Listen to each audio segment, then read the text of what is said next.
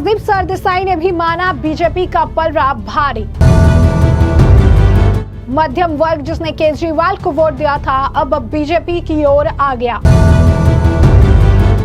सभी exit poll फर्जी है, इस पर विश्वास न करे रवीश कुमार। केजरीवाल के लगातार झूठ के कारण बीजेपी को चुनाव में हुआ फायदा, पप्पू यादव।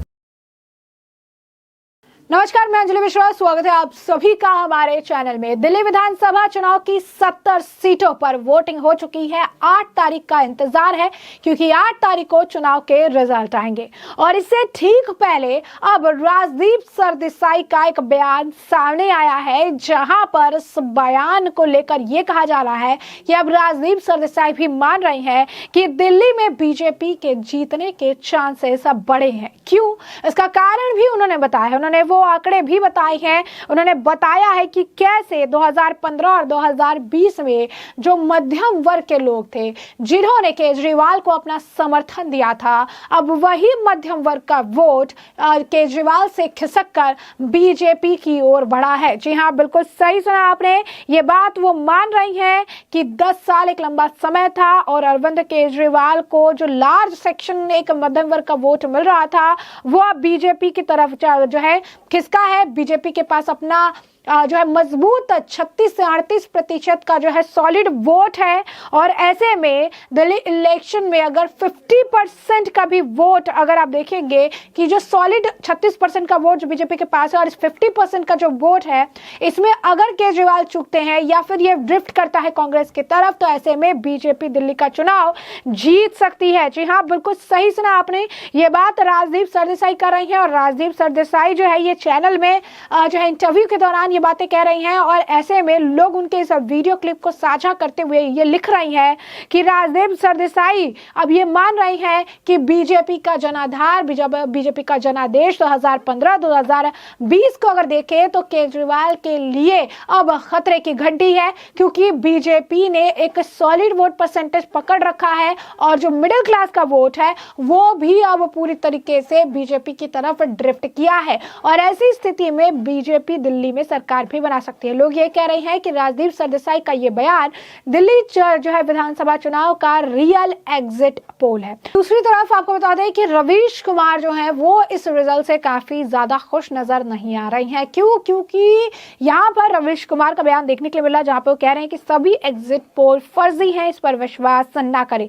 लोगों ने भी इसका जो है वीडियो क्लिप पर साझा किया है जहां पर रवीश कुमार को बोलते हुए देखा जा सकता है कि आप ये चीजें अगर किसी को बताएंगे तो ये चीजें समझ नहीं आएगी, जमीनी हकीकत कुछ और है और जो चीजें कही जा रही है, दिखाई जा रही है, जिसके बारे में बात की जा रही है उसके ऊपर जो है एविडेंस इससे जुड़े हुए नहीं है। इससे जुड़ी हुई जो है अथॉरिटी जो डिमांड पे है उसके पास ऐसा कुछ एविडेंस नहीं है कि ये चीजें सही है और ऐसे में इस तरीके के क्लेम्स जो किए जा रही हैं, जो एग्जिट पोल को लेकर किए जा रहे हैं, जो अथॉरिटीज के बिहाफ में जो बातें कर रही हैं, ये क्लेम जो है, ये नंबर जो है, ये सही होने के नतीजे जो है, इसके चांसेस जो है वो बहुत कम है। उन्होंने कहा कि इससे पहले भी एग्जिट पोल जो है सही नहीं रहे हैं दिल्ली चुनाव को लेकर और ऐसे में ये वाले एग्जिट पोल भी नहीं लगता है कि सही रहेंगे। यानी साफ तौर पर ये कह रही है कि जो एक्सपर्ट चैनल है जो किसी आधार पर अथॉरिटी और या फिर लेस एविडेंस के आधार पर चीजें कहते हैं, तो ऐसे में इस वजह से भी जो एग्जैक्ट पोल होता है, जो रिजल्ट आता है और जो एग्जिट पोल होता है, उसके में बहुत बड़ा डिफरेंस है।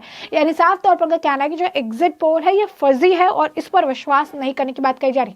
सिर्फ और सिर्फ इसलिए भी कहा जा सकता है क्योंकि यहाँ पर रवीश कुमार भी देख रहे हैं कि जितने भी एग्जिट पोल आए हैं, इन एग्जिट पोल में बीजेपी को बढ़त मिल रही है, बीजेपी सरकार बना रही है।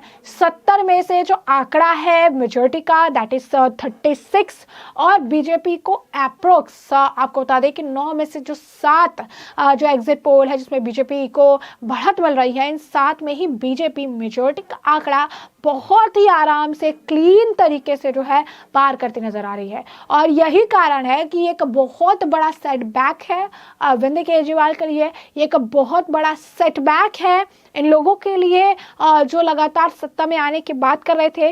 वहीं इस मामले को लेकर लगातार रिएक्शन देखने के लिए मिला है। जो एग्जिट पोल आया इसने कहीं ना कहीं एक रुझान के तौर पर इसे देखा जाता है कि एग्जिट पोल आता है तो कहीं पता चलता है कि यहाँ किस पार्टी का माहौल है या किस पार्टी की तरफ लोगों का झुकाव है या क्या हो सकता है, स्थिति क्या बन सकती है। एग्जिट पोल आने के बाद से अरविंद केजरीवाल के तो होश उड़े ही है, लेकिन साथ साथ कुछ और लोग भी हैं जो इस एग्जिट पोल से खुश नहीं है। अब ऐसे में पप्पू यादव का ही बयान सुन लीजिए, क्या कुछ उनका कहना है। मिल्कीपुर में एग्जिट पोल दोनों के आ रहे हैं और दोनों जगह दिल्ली में बीजेपी की सरकार बन रही है, मिल्कीपुर में। अच्छा, एक बात बताइए, 4 इसको 4 इसको, और दिल्ली में बैठे बैठे एग्जिट पोल दे देना। अगले बार से 58% 4% वोट कम का यहाँ पर वोटिंग हुआ है, तो किसके पक्ष में सरकार जिसकी रहती है आप उठा करके देखो। और झुग्गी झोपड़ी और माइनॉरिटीज में सबसे ज़्यादा एग्जिट वोटिंग कास्ट हुआ है, गरीब लोग जहाँ रहते हैं। बीजेपी अपने मन से हवा पानी बनाते रहे, तो हवा पानी बना करके ही, गलत करके ही तो सत्ता में आती है। इसका दूसरा धंधा कहाँ है? सत्ता में आने का कोई कारण है नहीं। और अरविंद केजरीवाल का जो लगातार भ्रष्टाचार, जमना, झूठ पर झूठ, इससे बीजेपी को थोड़ा बेनिफिट मिल जाएगा। कांग्रेस, हम लोग यदि आज यही 6 महीना पहले से लड़े होते तो हमारी सत्ता होती, हम सत्ता में होते। कांग्रेस यदि 6 महीना पहले ब्रेन मेकअप कर ली होती, तो यहाँ तो घटक दल चाहते ही नहीं है कि कांग्रेस स्वतंत्र होकर के चुनाव लड़े, मजबूत चुनाव लड़े। और आप देख लेना, कांग्रेस 18 से 19 जगह पर Congress neck to neck fight में है। सीट का आकलन कोई 2-3 कर दे, 1 कर दे, मैं नहीं मानता। कल तक तो कहती थी कि कांग्रेस शून्य पर रहेगी, और आज खुद कह रही है कि 2-3। हम शुरू से कह रहे हैं कि हम कितने जीतेंगे। तो इसीलिए तो अब गयो 8 दिन एग्जिट पोल, 2013 का एग्जिट पोल देख लो, 20 का देख लो, बीच का देख लो, सभी एग्जिट पोल दिल्ली में आज तक सही नहीं हुए। आपके मुताबिक सर कितनी सीटें आ रही हैं? भैया इसके हम एग्जिट पोल तो कर नहीं सकते ना, लेकिन अरविंद केजरीवाल जी के पाप ने बीजेपी को थोड़ा संजीवनी दे दिया। बीजेपी दिल्ली में जीत नहीं सकती है, मेरा मानना है, नहीं जीत सकती है। और कांग्रेस यदि पहले से लड़ी होती 6 महीना पहले से, तो आज कांग्रेस नंबर 1 पे रहती। तो जैसे कि आपने पप्पू यादव को सुना, पप्पू यादव भी अपने मामले को जो है इस मामले पर बयान दे रही हैं। वो ये भी कह रही हैं कि अरविंद केजरीवाल के पाप ने बीजेपी के लिए संजीवनी का काम किया है। केजरीवाल ने जिस तरीके से झूठ बोले हैं, केजरीवाल जितने सारे झूठ बोलते रहे, उसका फायदा बीजेपी को इस चुनाव में हुआ है। उन्होंने ये भी कहा कि गलत तरीके का इस्तेमाल करके, गलत जो है मीन्स के जरिए बीजेपी सत्ता में काबिज हो जाती है, और इस बार तो उन्हें केजरीवाल के झूठ का भी भरपूर फायदा मिला है।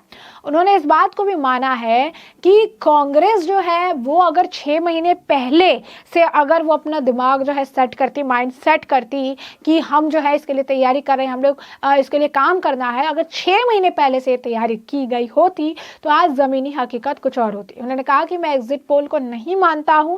एग्जिट पोल को नहीं मानने के पीछे का उनका कारण भी आपने सुना। उन्होंने कहा कि पहले जो है ये कांग्रेस को 0 जो है दे रहे थे, 0 दे रहे थे, लेकिन अब कांग्रेस को 2-3 भी देने लगे हैं।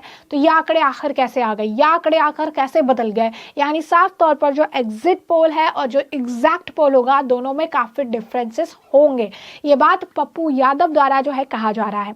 तो ऐसे में हमने आपको ये जो पूरा मामला है ये बड़े विस्तार से बताया कि ये पूरा मामला क्या है। एक तरफ जो है राजदीप सरदेसाई है जो साफ स्पष्ट शब्दों में इस बात को मान रही है कि बीजेपी की स्थिति मजबूत हुई है।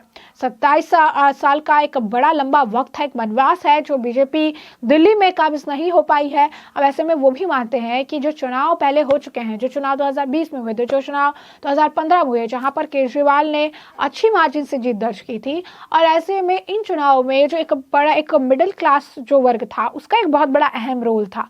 जो मिडिल क्लास वर्ग था उसने एक बहुत बड़ी भूमिका निभाई थी अरविंद केजरीवाल की जीत में।